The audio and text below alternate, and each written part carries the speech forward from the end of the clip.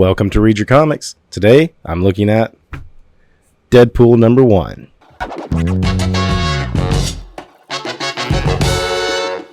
Before I get started, I just want to give a quick shout out to all the subscribers. The channel continues to grow at a rapid rate, and I really appreciate it. If you're new to the channel, be sure to like and subscribe. Also, want to give a quick shout out to my man at West Coast DAVEngers. Be sure to check out his channel. He hooked me up with this book because we were having a discussion about this 1993 journey I'm on, and this is one that I didn't have that we both felt that was kind of an important one to do a video on. As I've said in my other videos about 1993, it was kind of the boom year for comics. I mean, they were putting out everything, and in fact, Deadpool was part of, I guess you'd almost call it like a little villain boom of the time. So look at this. The same month, August, came out. We also had the Sabretooth series, and I already have a video on this. Be sure to check it out. And you'll notice they have the same like kind of cover designs here. Logo text, real big, barely see the character, and this like sidebar going down the side. So, you know, August 1993, we were getting the villain books. You know, Dr. Doom had a book in the 70s as a supervillain team-up book, and there was Doom 2099 going out. And Venom had actually just wrapped up the Lethal Protector miniseries that started in 92. That's why I haven't really been covering any of it. But they did have, in this same month, August, the second Venom miniseries came out. And I'll do this one at a later date. As you can see, it was just kind of an interesting time for Marvel. Was just like, you know what? Why do the heroes have to have all the books? These comics are selling like crazy. Let's get everybody a book.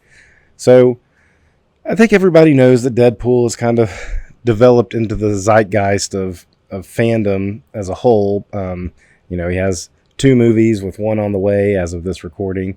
And this was his first miniseries.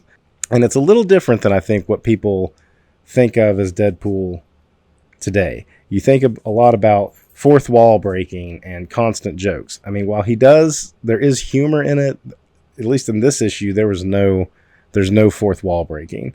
If I recall correctly, it wasn't until he got an ongoing series about 2 years after this that the fourth wall started happening. I don't recall him ever doing it when he made appearances in X-Force and stuff. My memory of those is shaky though, so if I'm wrong, you know, feel free to call me out on it. Anyway, so let's dive into this one. A couple of things that I remember about this book is this came out in the first summer of the comic shop that I would call my home shop for, you know, almost 30 years. They opened in 93, which is, you know, kind of part of why I look at that year as such a big year. This is a book that the retailer ordered heavily on, and I think it's one of the ones that I would say even carried him. I mean, he had so many, it got him through the summer of even this #1.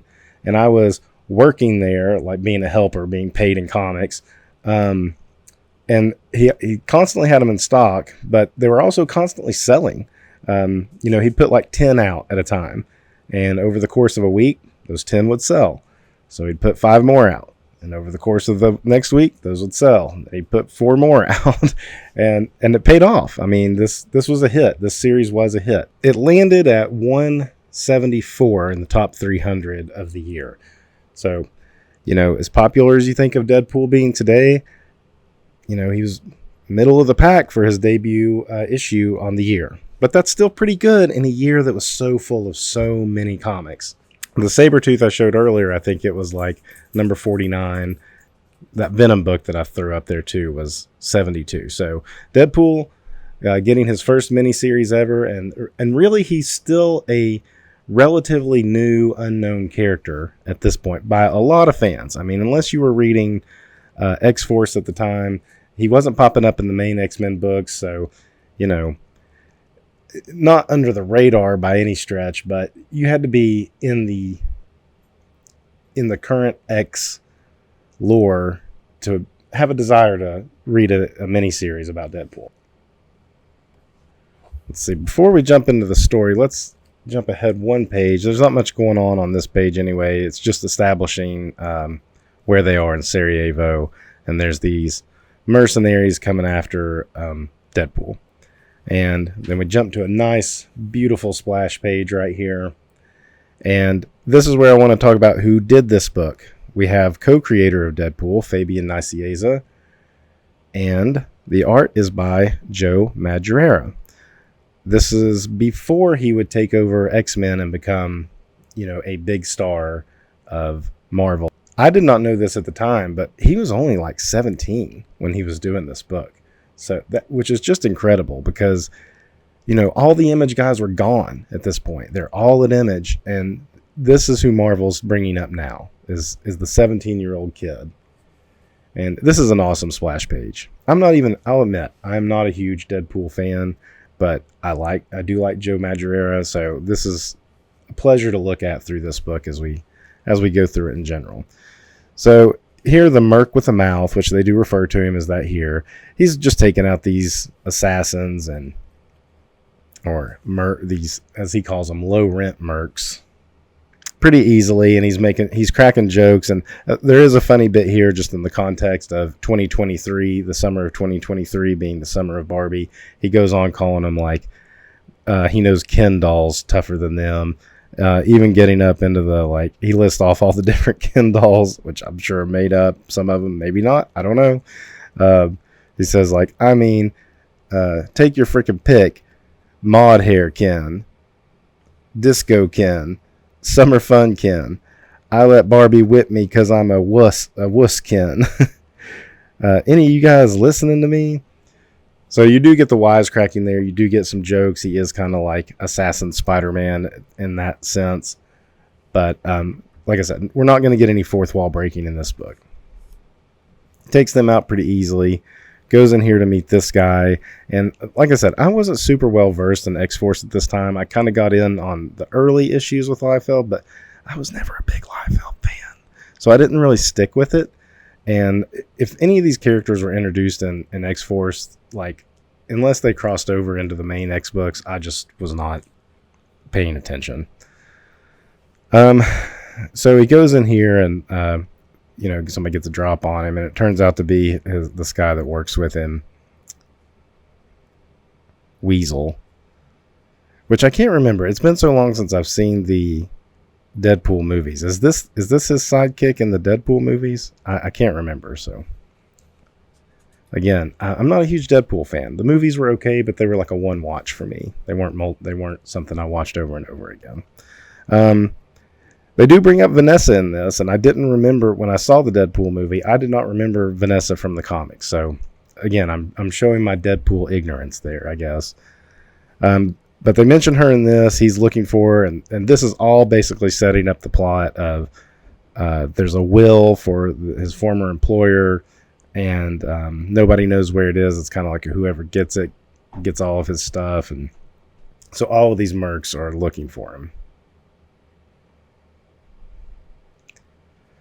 Got the gags of him looking through a Playboy as he's talking to the guy about all this, just setting everything up. It does have some editor's notes pointing you to some X-Force issues, and then this cat shows up.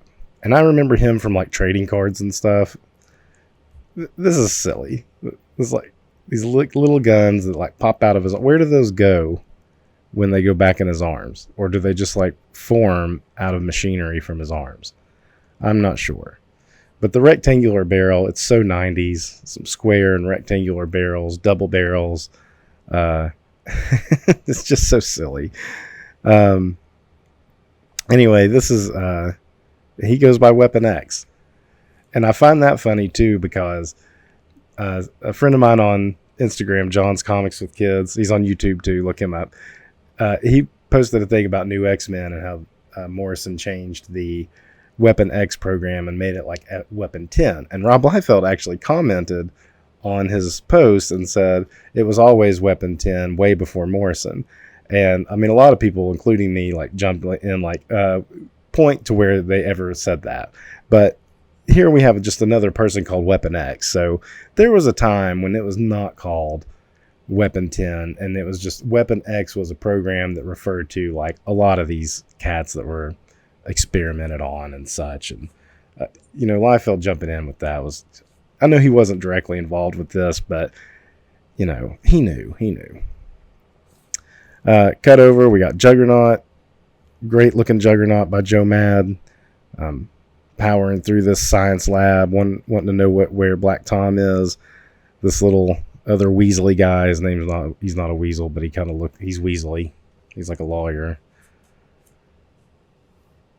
And this is where the humor comes in. You've got Juggernaut's in there to like destroy the place looking for Black Tom, and this guy who's not scared of him is just kind of like, oh, haha, come with me, Mr. Juggernaut, sir. And we set up later down the issue, oh my gosh, what's happened to Black Tom? You definitely got your Joe Mad with the big mouths happening here. So you don't really this is really good quality, clean artwork, but I don't see the Joe Mad that we would get that was kind of like a manga blend that you see when he takes over X-Men and really develops into his style. But man, this is so clean. Mark Farmer is the inker on this. I should point that out. And Mark Farmer he's a good inker. I think I associate him mostly with Alan Davis and just really crisp, clear lines. And I think that maybe that takes some of the Madureira edge off, but it looks really good. It's just so clean and clear. I don't even know who this guy is, but there's a lot of Rob Liefeld characters like this in Image. So I don't know if this is something Rob introduced in X-Force before, or if it's something that came in as an answer to some of those Image guys. But he's kind of trollish looking. He's kind of bald. He's got almost Wolverine here, but bald on the top. It's weird. Anyway, but he's a short guy.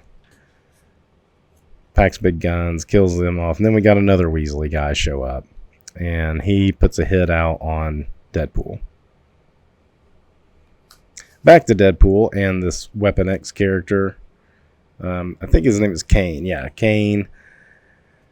And they have some history, and it mentions when they met up in Cable #1. I don't know if that was the miniseries Cable or the ongoing series. I do have the ongoing series I want to do for this 1993 journey, so I'll see in that, I guess.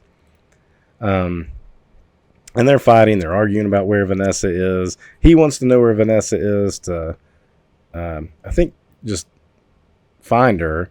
And he says he wants to kill her. At least that's what he says he wants to do.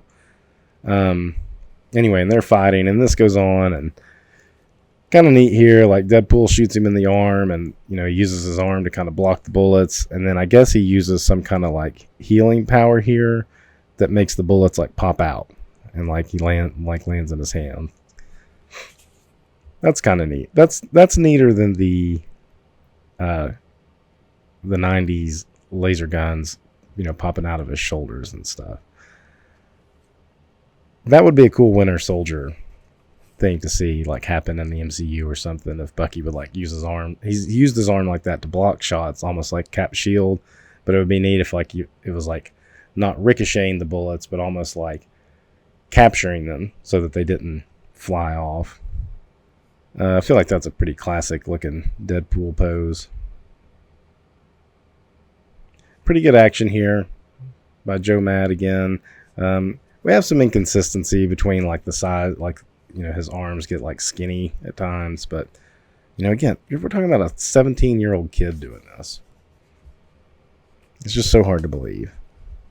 Nice panel here where it's in shadow. He's got the 90s glowing eye, almost Cable-like.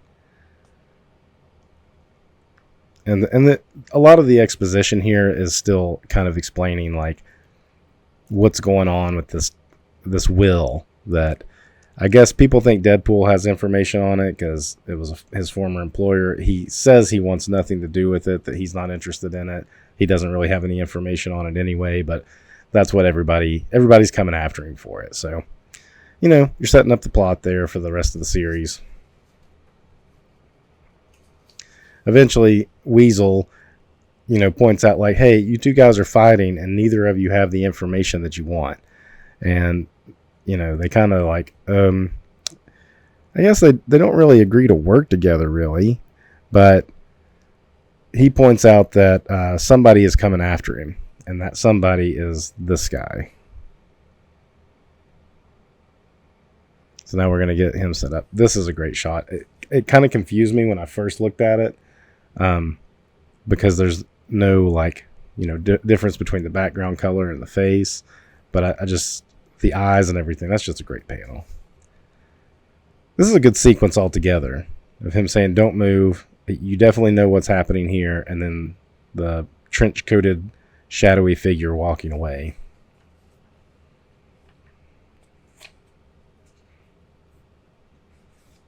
These 90 ads are great too. When I'm doing all of these 90s comics, it's like I'm seeing these same ads across all the books. It's kind of funny. The Marvel and the DC stuff. So he comes in here to get some records. And what I found hilarious was that we've just got your very clearly marked Weapon X training program, 1986. And I don't know, is that the year or is that just like a filing number? I would think it's the year, but like our sliding time scale, eventually you're just going to have to say that's a filing number or something. Anyway, but you have Kane Garrison and Wade Wilson next, like their files just happen to be right next to each other. I found that kind of funny. But anyway, who's the Slayback? That's his name. So Slayback, and I'm not familiar with Slayback either, but they're establishing him as if he's somebody that Deadpool's had run-ins with in other books. We finally get back to Juggernaut. Man, this guy looks sinister. Good shocked expression on Juggernaut's face and a sinister looking face on the slimy lawyery dude. And you see Black Tommy's in some machinery, and Juggernaut's worried if he's okay. And he's like, oh yeah, I'm okay.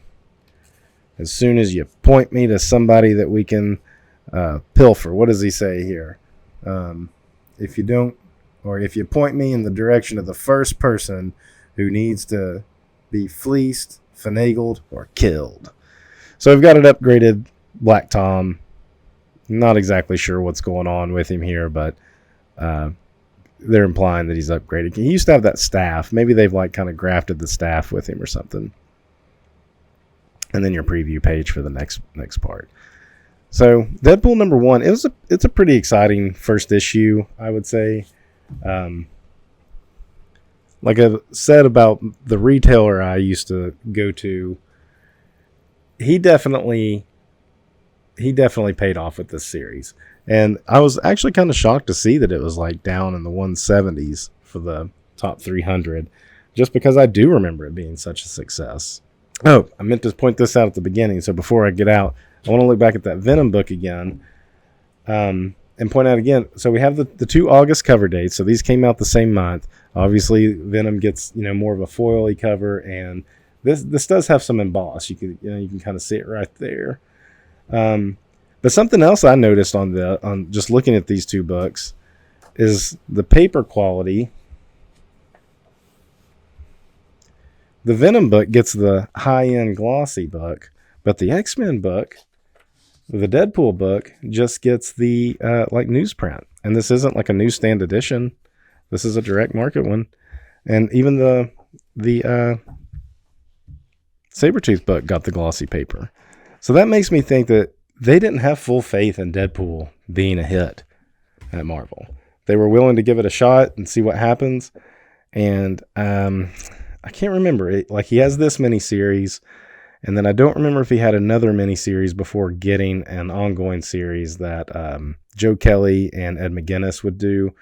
And I don't remember if there was another Deadpool mini in between this and that. Obviously, that Joe Kelly series, I look at that one as the one that really propelled Deadpool into being such a popular character that would eventually lead to him getting a movie and so forth. But this one's fun. You got some early Joe Mad art. That in itself is worth looking at this book. And other than that, if you're a big Deadpool fan, this is his first solo series. I mean, this would be like the 82 Wolverine miniseries. It's that kind of, it's got that kind of resonance to it. Now, there's probably a lot fewer copies of the Wolverine books, even though there's a lot of those, than there are of this, because it was a top seller in 1993.